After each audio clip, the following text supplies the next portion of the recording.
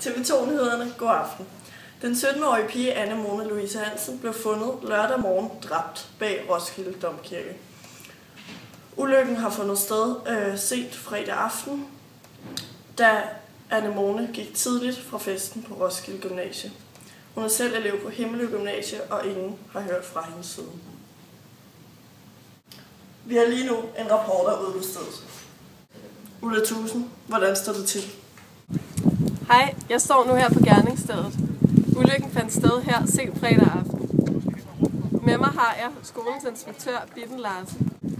Bitten, hvordan har hele skolen håndteret den her situation, og hvad er dine tanker omkring? Jeg synes jo, det er forfærdeligt, helt klart. Og så synes jeg, at det er forfærdeligt, at en så god skole har mistet en så dygtig elev. Og jeg sender alle mine tanker til hele familien.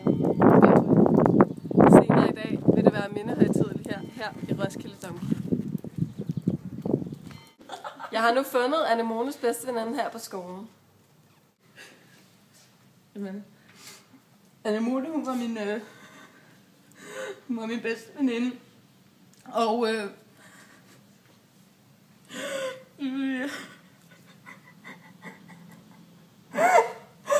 vi havde en aftale dagen efter, hvor vi skulle på Strøget og shoppe.